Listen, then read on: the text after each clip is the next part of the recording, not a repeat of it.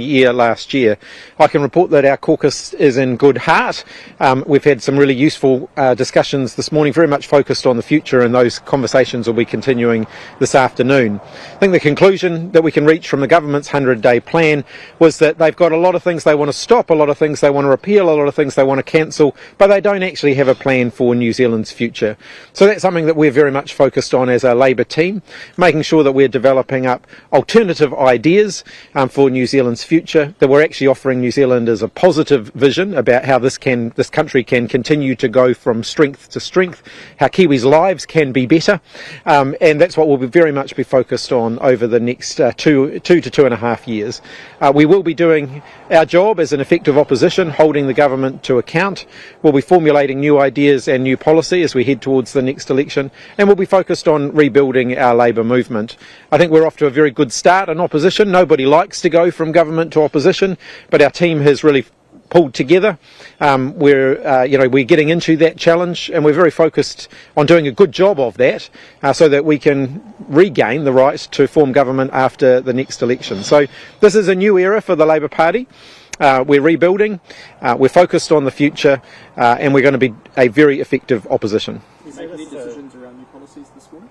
No, that's still some way off. I think at this point we're really focused on the areas that we want to work on, making sure that we're all on the same page around the things that are important to Labour and Labour's values and priorities.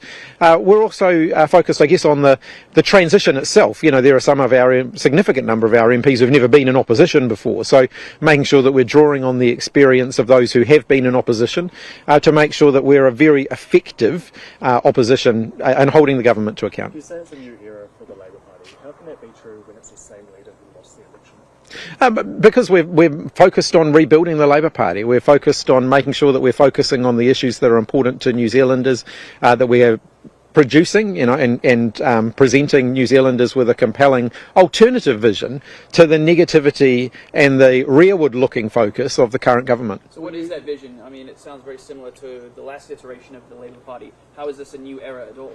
So I'll be setting out week after next a speech that sets out Labour's values. That's a matter of restating Labour's values, because of course our values haven't changed, but we'll be putting them in the current context and linking them to current issues that we're talking about.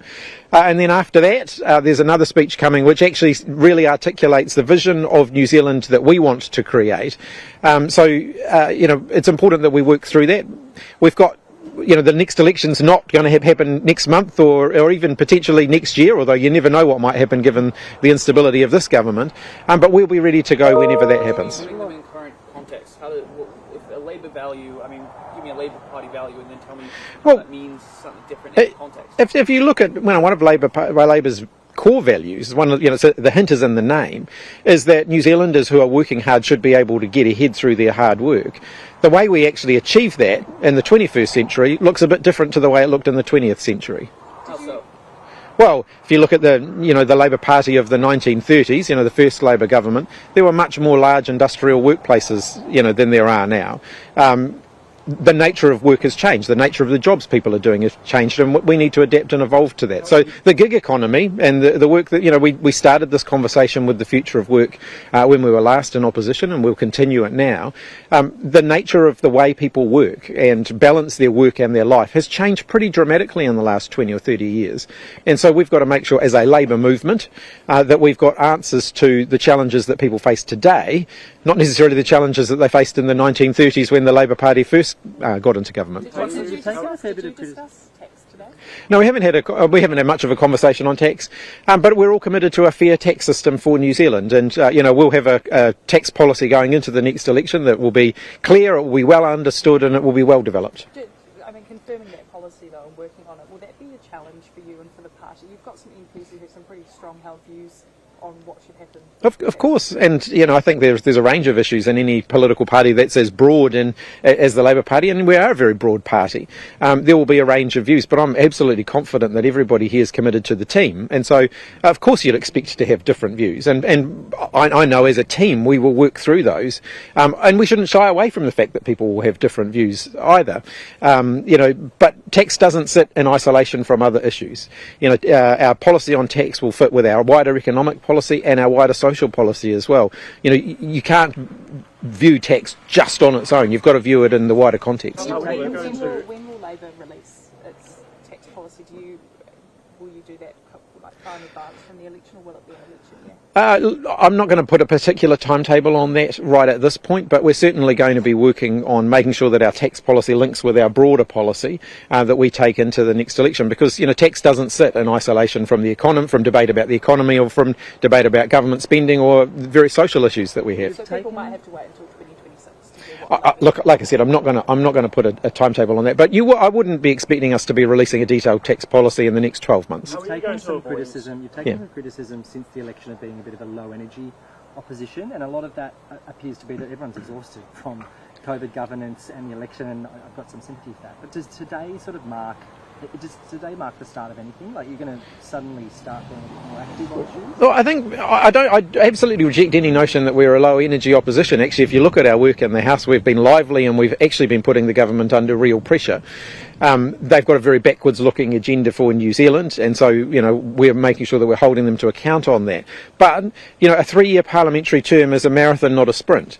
And what's important is that we do take the time to actually connect with New Zealand's communities, that we take the time to make sure that we understand the issues that are facing New Zealanders and the pressures that they are under and the challenges that they want to see us addressing as a future government, before we start, you know, springing forth with new policy pronouncements. Will the future Labor government reinstate the interest deductibility policy that you had in government, which National's now reversing? I see what you're trying to do there, Thomas, but I'm not going to be announcing tax policy today. How are you going to avoid barking at every policy you don't like, or every ghost fiscal hole that you find? I've spoken to this before. You know, we're not going to be barking at every passing car. We will be selective about the issues that we campaign on, but we've also got a job as an opposition to hold the current government to account. We will do that, but we will also offer alternatives as well. I think New Zealanders get pretty cynical when all they see from opposition is just constant whining and moaning and complaining. I get that that's part of the opposition territory. You know, you do have to actually point out the things that the government are doing that you disagree with, but also I think New Zealanders want to see some alternatives, and they want to see a positive vision for the future, and they'll see that from us as well. Our Foreign Minister's walked into a massive international dispute between India and Canada. What's your view on that?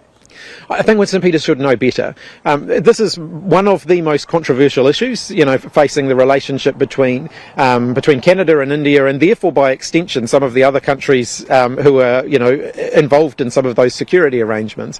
And I think that he should make sure he's treading with more care than he has been. Do you think this just looks like he was clumsy in the choice of his words, or do you think he was trying to throw a bone there to the Indians?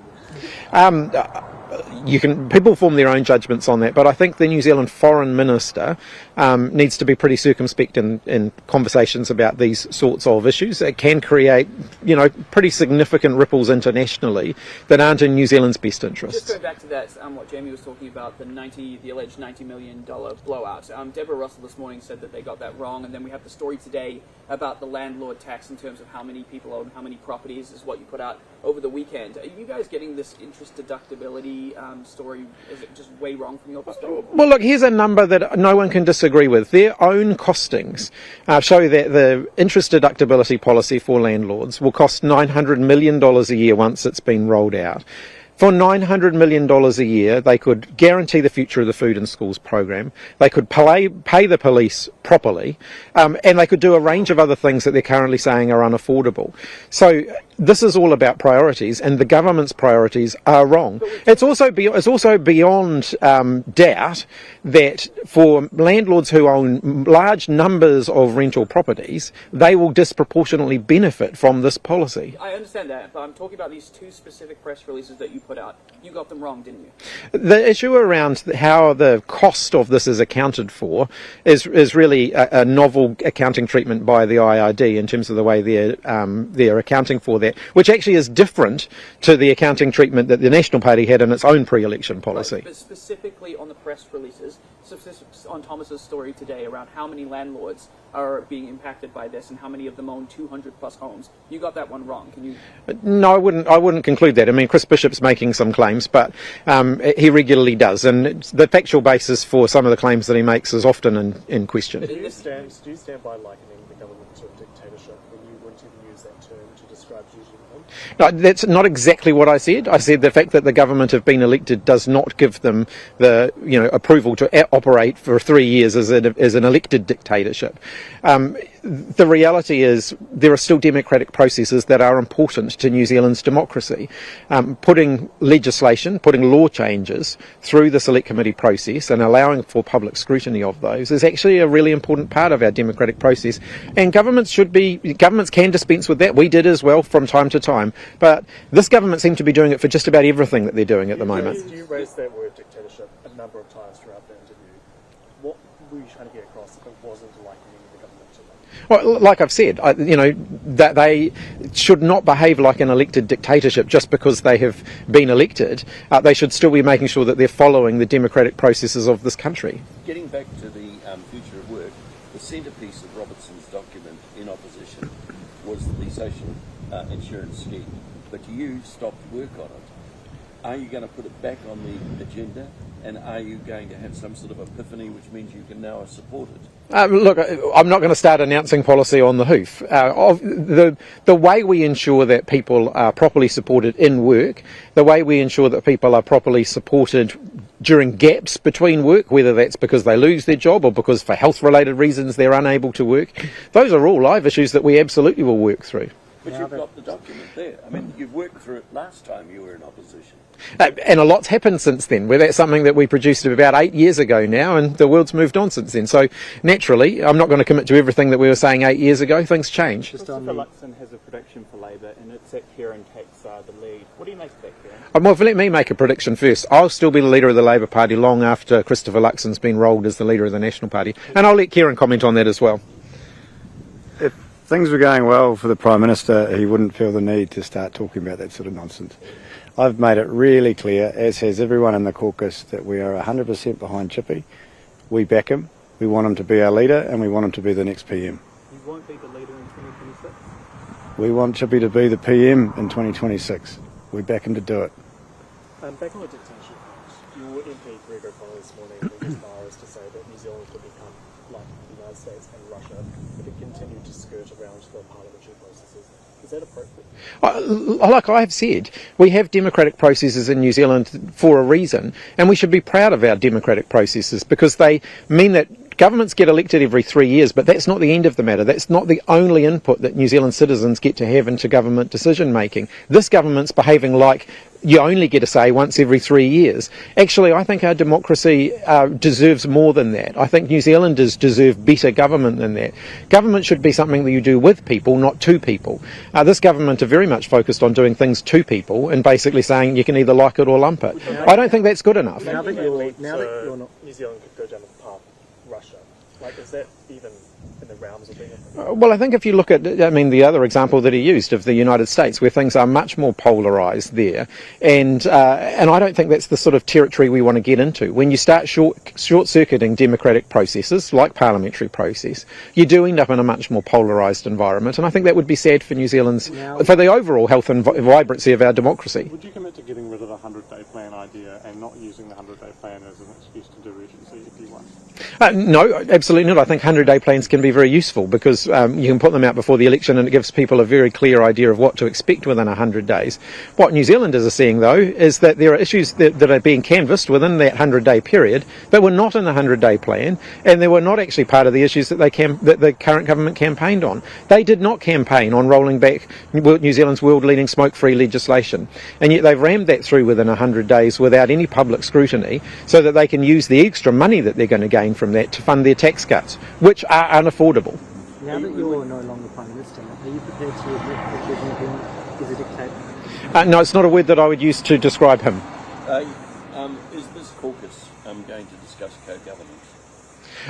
We'll discuss a wide range of issues. The overall approach to issues around Māori and the relationship between the Crown and Māori, of course, is going to be something that we'll be talking about over the coming years. While Brackenridge is a lovely spot, is it a little bit of salt in the wound that you're back here because you can fit here?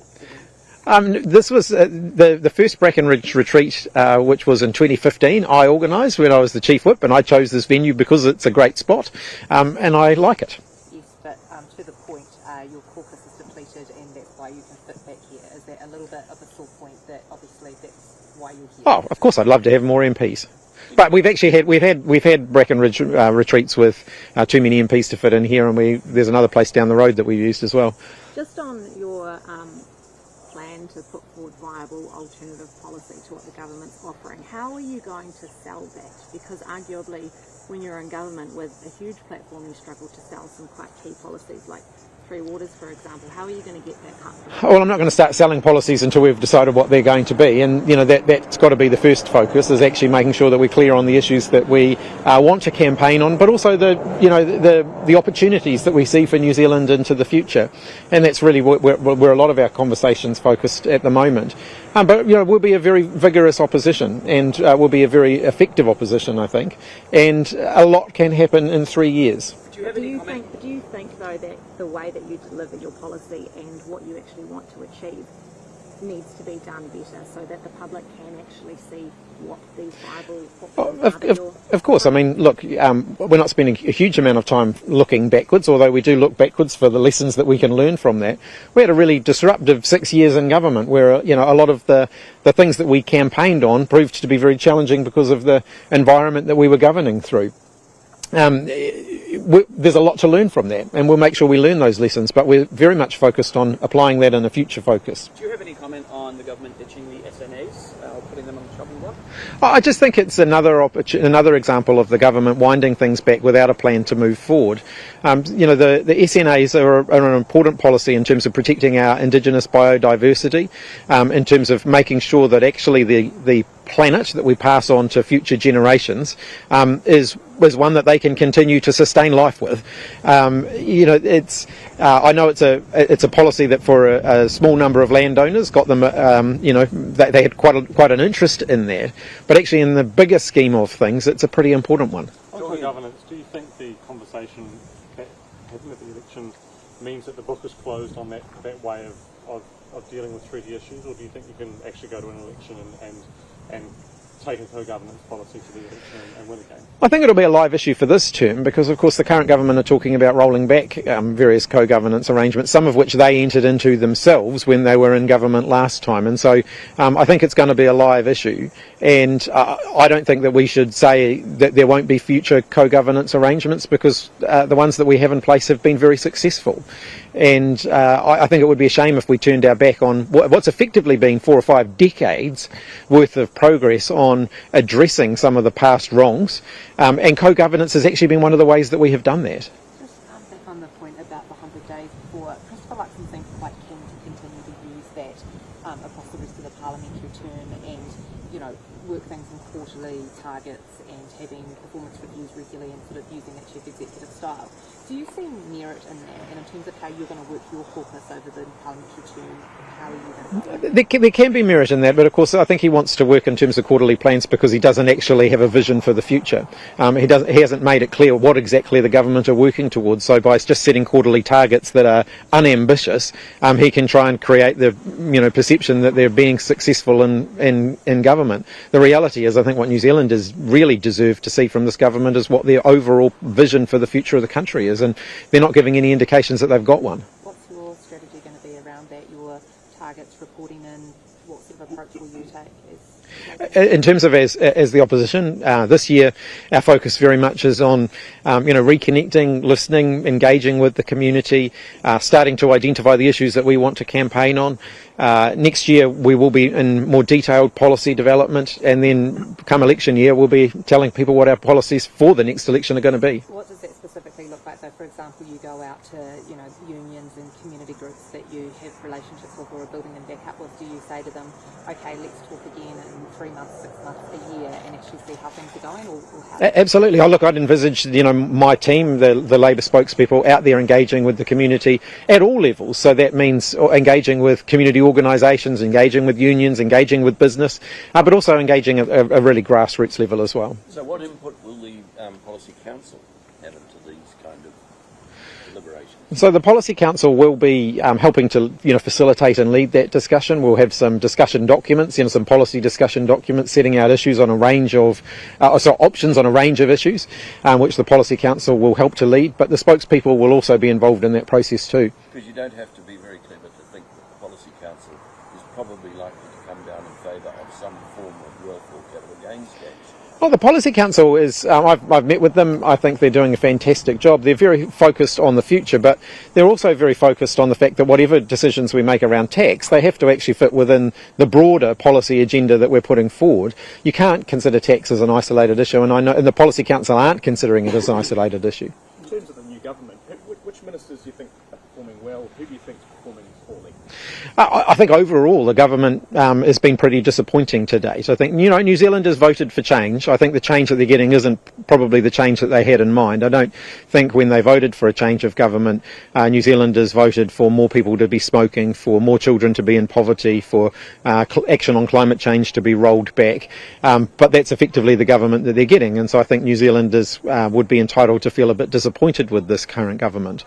In terms of individual ministers, I'm not going to get into a performance ranking for them at the moment, but other than to say none of them have really shone so far. Is there one of your own MPs who you think has done a particularly good job? All of them. But one who deserves a gold star in terms of the transition to opposition footing? Well, look, I think our team are doing outstandingly well. I think if you, it's a bit different in opposition in the sense that you are responding to issues that the government are putting on the agenda, and therefore you don't get equally airtime. But if I look at the campaign we've run on smoke free, I'm very, very proud of that. And Dr. Verrill and Penny Henare leading that campaign have done an outstanding job. If I look at the campaign around food in schools and Jantonetti's work in that space, I'm very proud of that. I think Barbara Edmonds has made an outstanding transition to being our finance spokesperson in a short space of time, and I think you're going to see some amazing things from her. I can continue down the caucus if you like, but... Do you think the First Minister to get sacked or resign? It's rich pickings, but let's see. Kieran's a betting man. No, I'm not going to get down that road. I mean, it could be any of them. There's a whole heap, so it'll be a pretty spread out field. Do you seriously think that this coalition can hold together for the whole 3 years? I think they'll struggle. Yeah. In your speech this morning, you talked about the importance of getting every detail right ahead of the election.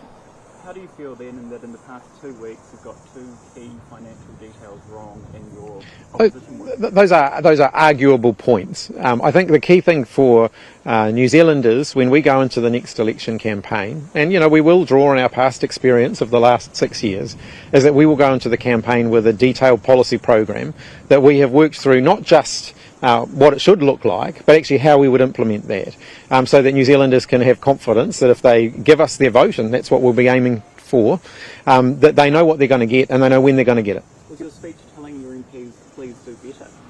Not at all. I think our team have actually made a really good transition into opposition.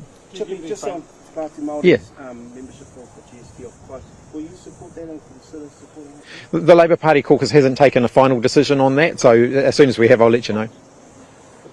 Are you getting any frank feedback from your own MPs about your lecture? No. But, well, they frankly think I'm doing very well. Not necessarily they're going to roll you, but we don't like this, you should do more of that. No, actually, look, the team, I've had a huge amount of support from the team in the transition to opposition, and I think, I've been in opposition before when there have been fractures in the team, and there are not fractures in this team. Actually, this is a team that's very focused on the job that we've got ahead of us, to be a good opposition and to win the next election. Have you given the team any reading material? I haven't given them a list of management self-help books to read, no. Do you have a... No, I met with her. I've had several conversations with her in the run-up to the leadership result, but I haven't seen her. I haven't spoken to her since then. But do you anticipate that relationship with the Greens being, better or worse with Marama and Chloe than the relationship it was with Marama and James? I think it'll be, similar as it is when you're in opposition, as to some extent when you're in government. There's a certain relationship of co-opetition. We're competing and we're cooperating at the same time, and you can actually do both. You had the MOU and the budget responsibility rules that both sides signed up to. That you won after that, so must have worked to some degree. Would you anticipate reviving that? We haven't even had those conversations at this point. Oh, look, I'm very open to working with the Greens and to having conversations with them about what the future looks like. As I've made it pretty clear, my focus is on taking votes off National Act and New Zealand first, rather than trying to compete with the Greens, because that's ultimately how we will get into government and how we will make sure that we can deliver on the commitments that we're making to the country. The Greens need to know that their survival depends, or their returning to government depends on taking votes off the other side as well, not just off you. They'll have their own political strategy. At her caucus retreats, Jacinda Ardern used to give a name for the coming year. Yeah, that didn't always pan out for us. So, it didn't, so have you got something that you want to double this year? No. Do you think that taking GST off all choir is a better way to approach it than just some choir? Like I said, we're having a conversation about that bill. We haven't formalised our final position on that yet. Once we do, I'll let you know. The other opposition parties have gone big on tax, right? Like the Party Māori with this GST policy, the Greens as well. Does that put you in a difficult position, not really wanting to talk about tax? No, not at all. And I've certainly not said that we shouldn't talk about tax, but I think we should talk about tax in the context of the broader debate around the economy and the broader debate about what New Zealanders want government to deliver. Okay, thanks everyone.